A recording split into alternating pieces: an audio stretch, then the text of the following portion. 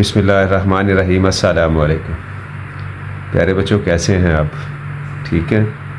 जैसा कि आपके इल्म में है कि इससे जो मेरी प्रीवियस वीडियो है वो भी दो वीडियो 1.7 एंड 1.8 बी सेट्स के मुतल्लिक है, और उसके अलावा एक बड़ी इन्फॉर्मेटिव वीडियो जो है वो सेट के मुतल्लिक मैंने अपलोड की है। वो ओनली इम्पोर्टेंस ऑफ सेट्स पे है, तो वो भी आप देख लीजिए। तो आपको जो ये 1.7, 1.8 और 1.9 एक्सरसाइज है अच्छी तरह समझ आ जाएगी।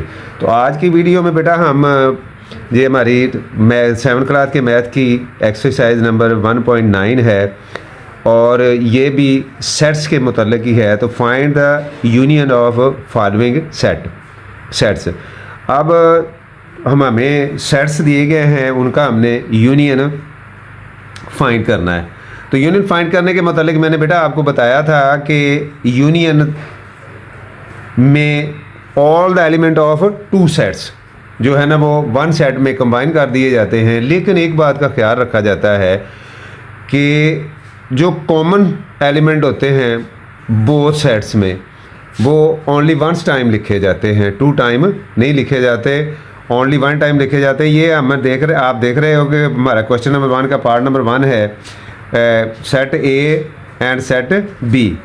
सो ए यूनियन बी हमने किस तरह डिफ़ाइन करना है वो आप अच्छी तरह देख सकते हो, और ये मैंने आपके सामने डिफ़ाइन करने लगा हूँ। पहले आप A union B is equal to set A के तमाम एलिमेंट लिखेंगे, और उन दोनों के सेंटर में यूनियन का जो सिंबल्स है वो डालेंगे, और फिर आप सेट बी जो है उसके एलिमेंट अलहदा करली ब्रैकेट में लिख देंगे। अब जब आपने लिख दिए तो अब आप उनको दोनों जो ए और बी के एलिमेंट से उनको एक ब्रैकेट में यानी एक सेट की शक्ल में ले आएंगे। मैंने पहले भी कहा कि इस बात का ख़ास ख्याल रखेंगे कि अगर कोई वर्ड कॉमन है बोथ सेट में तो वो ओनली वन टाइम लिखा जाएगा। अगर कॉमन नहीं तो दोनों सेट के टोटल अरकान जो है ना वो लिख दिए जाएंगे, टोटल एलिमेंट लिख दिए जाएंगे। अगर आप ऑर्डर से लिख देते हैं तब भी ठीक है, और अगर वो ऑर्डर पे नहीं भी होते तो तब भी ठीक है। Order is not important in set. अब सेकंड पार्ट जो हमारा है वो सेट सी है और सेट डी है। हमने इनका सी यूनियन डी फाइंड करना है। ये मैंने लिखा C union D is equal to C के पहले सेट सी के एलिमेंट लिखे, और फिर मैंने सेट डी के एलिमेंट लिखे, और उनके सेंटर में मैंने यूनियन का सिंबल डाला। अब दोनों सेट के जो ऑल एलिमेंट्स है वो मैंने एक सेट में लिख दिए हैं। लेकिन बेटा ये आप देखें जीरो बोथ साइड है तो वो ऑन वन टाइम आएगा, क्योंकि जब repetition of any element in set हो जाती है तो वो सेट कंसीडर नहीं किया जाता, बल्कि सेट नहीं होता, वो इज़ नॉट सेट होता है। तो ये आप तमाम एलिमेंट लिखेंगे, लेकिन जो दोनों सेट्स में एलिमेंट सेम है वो वंस टाइम लिखे जाएंगे। और इसके बाद थर्ड वाला भी आप बेटा जो क्वेश्चन है वो भी आप देख सकते हो कि सेट ई है और सेट एफ है, और जब हम सोल्यूशन शुरू करते हैं तो E union F is equal to पहले ई के एलिमेंट लिखेंगे, यूनियन आगे एफ़ के एलिमेंट लिखेंगे, और इसके बाद एक ही ब्रैकेट में यानी सेट की शक्ल में आप दोनों को कंबाइन कर देंगे। अगर दोनों में कोई चीज़ कॉमन है, सेम ही है, ये फ़र्ज़ करें ए है, तो आप इसको वन टाइम लिखेंगे, टू टाइम नहीं लिखेंगे। यूनियन में इस बात का ख़ास ख्याल रखेंगे। बाकी यूनियन बड़ा आसान है बेटा, आप आसानी से कर सकते हो, लेकिन ये है कि आप करना तो शुरू करो। वो कहते हैं ना बेटा, आप दौड़ में शामिल तो हो जाओ, दौड़ना तो शुरू करो, इंशाल्लाह आप विन कर जाएंगे। इट मीन कि आप बेटा कोई भी एक्सरसाइज है मैथ की आप करना तो शुरू करो। जब आप करना शुरू कर दोगे तो वो आपको इंशाल्लाह आ जाएगी, समझ भी आ जाएगी। 4 पार्ट जो हमारा 1 क्वेश्चन का वो सेट जी है और सेट एच है। उसी तरीके से G union H is equal to पहले जी के एलिमेंट लिखे हैं, यूनियन एच के एलिमेंट लिखे, और बोथ के जो एलिमेंट है वो एक सेट की फॉर्म में हमने नीचे लिख दिए हैं। ये आप देख सकते हो कि ये दोनों एक सेट की फॉर्म में लिखे हुए हैं। आगे क्वेश्चन नंबर 2 है इसी एक्सरसाइज का 1.9 का, find the intersection of the following set. अब बेटा यूनियन और इंटरसेक्शन में ये फ़र्क होता है कि यूनियन में ऑल एलिमेंट लिखे जाते हैं बोथ सेट के, लेकिन इंटरसेक्शन में ओनली कॉमन एलिमेंट लिखे जाते हैं। यानी जो बोथ सेट में कॉमन एलिमेंट होंगे वो लिखे जाएंगे, बाकी नहीं लिखे जाएंगे, बाकी को छोड़ दिया जाएगा। अब आप देख सकते हो कि ये हमारा क्वेश्चन नंबर 2 है। तो find the intersection of the following set से सेट एक्स है पहले हमारे पास, और फिर एक्स टी है, सेट टी है। अब मैंने बेटा यूनियन का साइन भी आपको, या सिंबल आपने पीछे देखा है, वो इसके रेसिप्रोकल होता है, यानी वो उसके उलट होता है इसके। ये नीचे को है, वो ऊपर को है। ये इंटरसेक्शन का साइन है, इसको पढ़ते हैं एस इंटरसेक्शन टी। अब बेटा एस के तमाम एलिमेंट हम लिखेंगे सेट की सूरत में, और फिर इंटरसेक्शन का साइन डाल के सेट टी के एलिमेंट लिख देंगे। अब इनमें आप देखें तो जो दो कॉमन हैं, 2 या 4 जितने भी एलिमेंट इनमें कॉमन हैं, वो आप लहदा लिख देंगे तो वही इसका आंसर होगा। ये मैंने आपको लिख के दिखाए हुए हैं कि इनमें टी और E only 2 elements are common, तो these are the intersection of both set. ये बेटा क्वेश्चन 2 का पार्ट फर्स्ट था। अब हम क्वेश्चन 2 का ये सेकंड पार्ट देखते हैं। वो है सेट यू है और सेट वी है। तो U intersection V is equal to, पहले यू के एलिमेंट आपने लिखे, फिर इंटरसेक्शन का साइन डाला और फिर वी के एलिमेंट लिख दिए। अब बेटा इनमें आप देख लें कि बोथ सेट में जो ज़ीरो है, ये देख लें इधर, ये कॉमन है, तो ओनली ज़ीरो इज़ इंटरसेक्शन। अब ज़ीरो को निकाल के आप सेट की फॉर्म में उसको नीचे लिख देंगे, तो यही इसका आंसर यानी सोल्यूशन है। आगे बेटा इसका जो क्वेश्चन है सेकंड, उसका थर्ड पार्ट डब्ल्यू सेट है और वाई सेट है। इनका भी हमने इंटरसेक्शन ही मालूम करना है। W intersection X is equal to, अब पहले डब्ल्यू के एलिमेंट लिखेंगे हम ये ऊपर से, और फिर इंटरसेक्शन का साइन डाल के एक्स के लिख देंगे।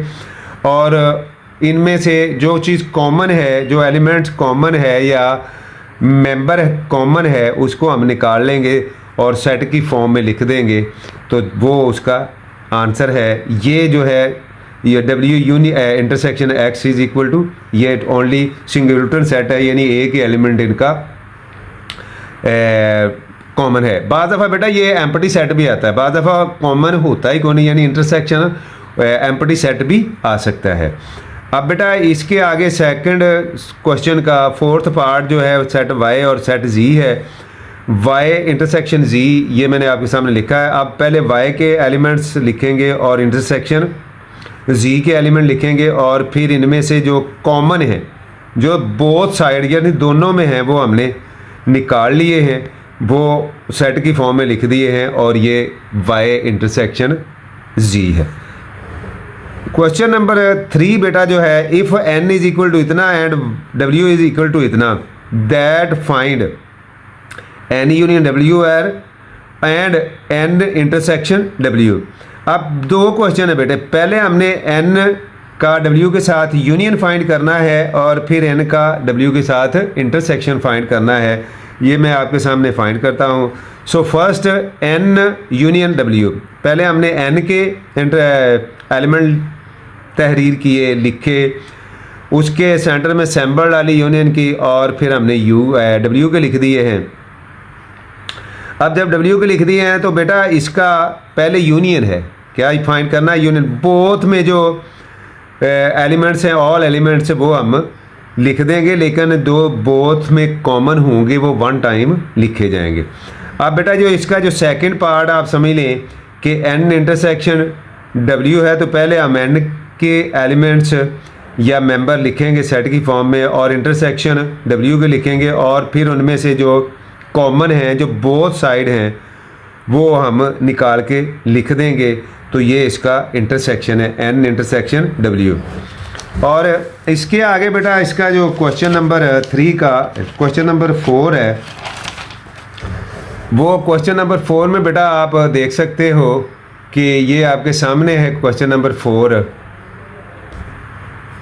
इफ़ ई, ये सेट का नाम है, और एंड ओ ये है, तो find E union O and E intersection O. यानी पहले की तरह ये भी, पहले हम इन दोनों का यूनियन फाइंड करेंगे और फिर इंटरसेक्शन फाइंड करेंगे। फर्स्ट ये देखें, हमने ई यूनियन ओ करना है, तो पहले ई के एलिमेंट रिटर्न किए हैं और उसके बाद यूनियन डाल दिया है, यूनियन के बाद ओ के एलिमेंट किए हैं और फिर दोनों सेट के ऑल एलिमेंट जो हैं वो मैंने सेट की फॉर्म में लिख दिए हैं। यही इनका आंसर है। ऑल एलिमेंट से मुराद है कि अगर बोथ साइड सेम एलिमेंट है तो उसको आप वन टाइम लिखेंगे।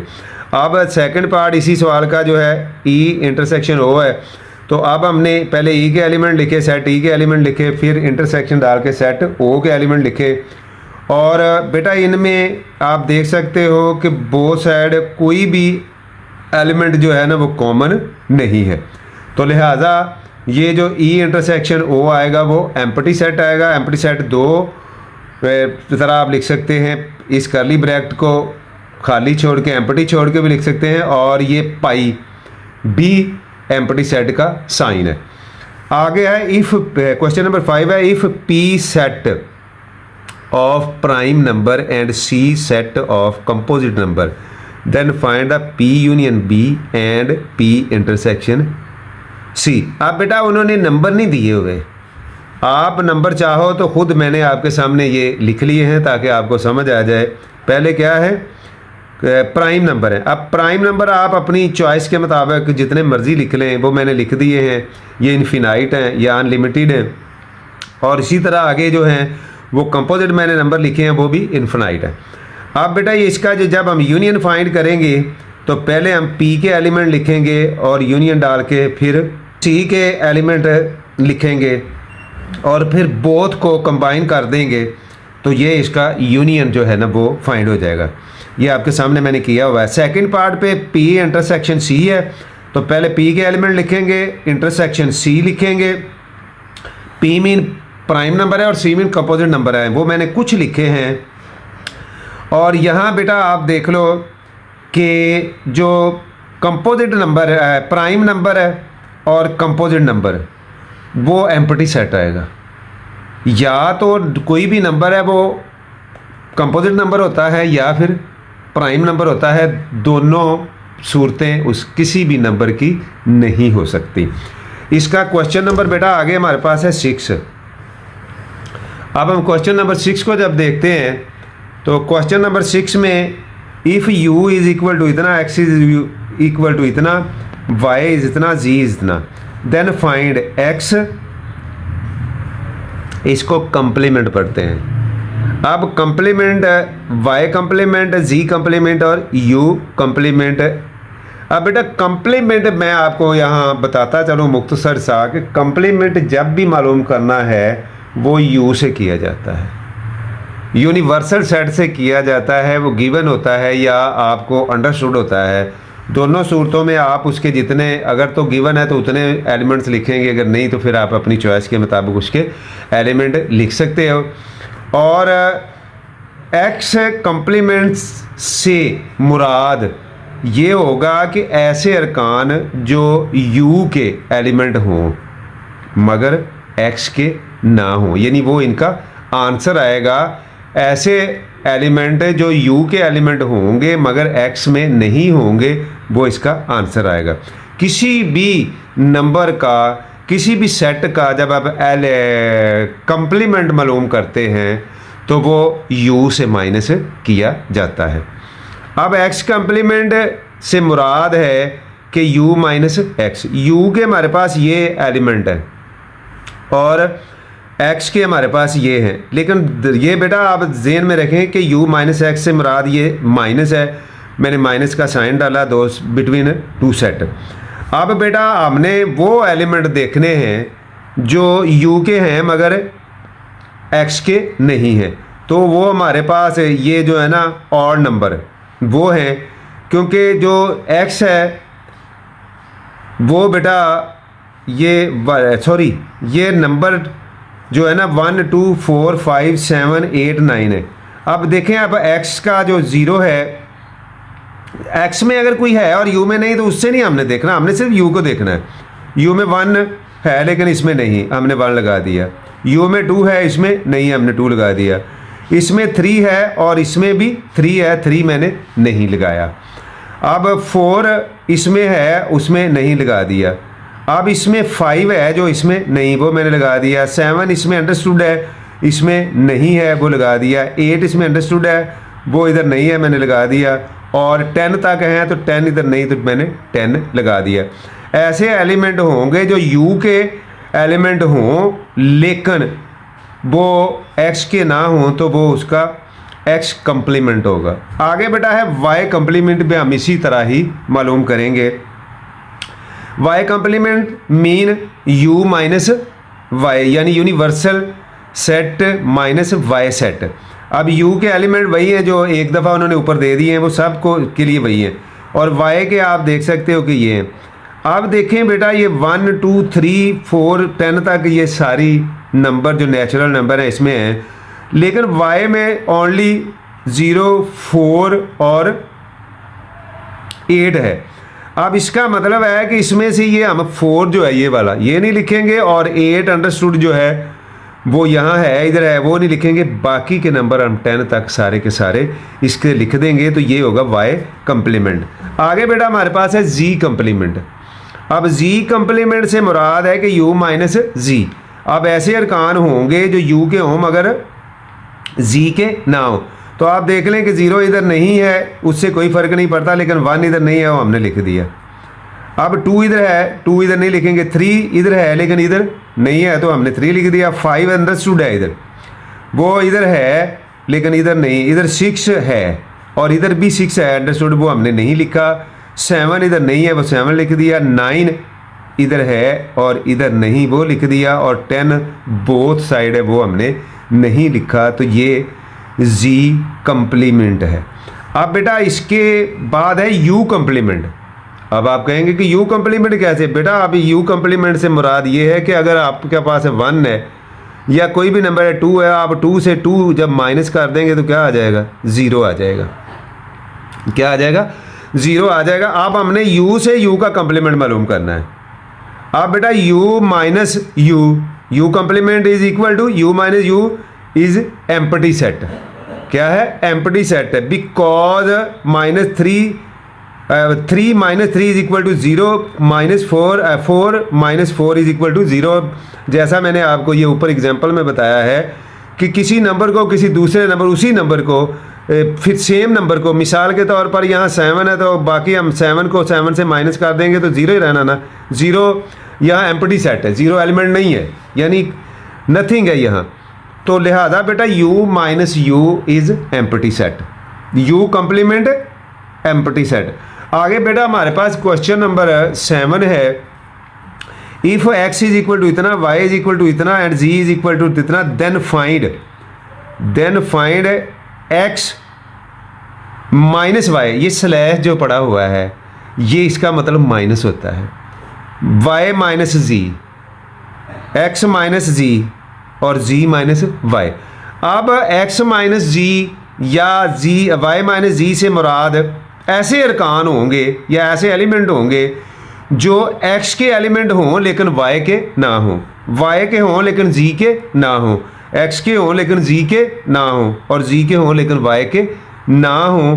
ये हम इस तरीके से हल करेंगे। जैसे आप कंप्लीमेंट मालूम करते हो वो ओनली c या दूसरा डैश की साइन डाली होती है, लेकिन जब माइनस का डाला जाता है तो x माइनस ये स्लैश डाला जाता है। और y ये आप देखें x सेट ये है, ये आप साथ देख सकते हो। हम एक सवाल फाइंड करते हैं। x minus Y is equal to X minus Y. अब बेटा ये देखें कि ये x के एलिमेंट है, माइनस का साइन डाला सेंटर में और बाकी y के एलिमेंट मैंने लिख दिए। अब आप देख सकते हो कि x में 0 है लेकिन इधर नहीं, हमने लिख दिया। 2 उधर है, 3 ये आगे जो 6 है, 6 इधर नहीं है, ये हमने लिख दिया। 9 इधर नहीं है, वो लिख दिया। 10 इधर नहीं है, वो हमने लिख दिया। तो ये है x माइनस वाई। इसी तरह बेटा आप दूसरे सेट जो हैं वो भी मैं आपको फाइंड करके दिखाता हूँ। वो बेटा ये आप देख सकते हो कि आगे वाला जो हमारा क्वेश्चन है वो आप देख सकते हो कि x माइनस जी है। अब ये x के एलिमेंट हम पहले लिखेंगे, माइनस का साइन डाला और g के बाद में लिख दिए। अब हमने ऐसे अरकान लिखने जो y, सॉरी ये y है, x नहीं है, y के एलिमेंट हों मगर जी के ना हो। तो वो आप देख सकते हो 2 और 4 जो हैं वो ऐसे एलिमेंट हैं वाई के जो जी में शामिल नहीं, बाकी जी में हैं वाई वाले एलिमेंट। अब इसके आगे जो थर्ड नंबर क्वेश्चन है 7 का थर्ड नंबर पार्ट है वो x माइनस जी है। अब पहले हमने x के एलिमेंट लिखे और फिर माइनस का साइन डाल के हमने z के लिख दिए। अब हमने देखने हैं कि ऐसे एलिमेंट, ये असल में देखें तो ऑड नंबर है और ये इवन नंबर है, तो ये कंबाइन तो हो ही नहीं सकते, तो लिहाजा सारे के सारे जो x वाले एलिमेंट हैं वो इसका आंसर आएगा x माइनस जी का। आखिरी जो सवाल है बेटा इस एक्सरसाइज का 7 क्वेश्चन का फोर्थ पार्ट वो g माइनस वाई है।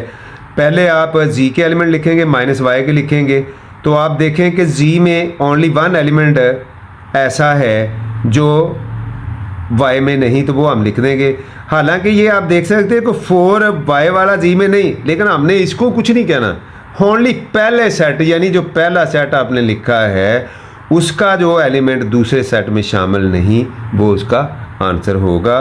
तो ये थी बेटा हमारी एक्सरसाइज नंबर 1.9। तो मिलते हैं नेक्स्ट वीडियो में इंशाल्लाह। अस्सलाम वालेकुम, अल्लाह हाफिज़।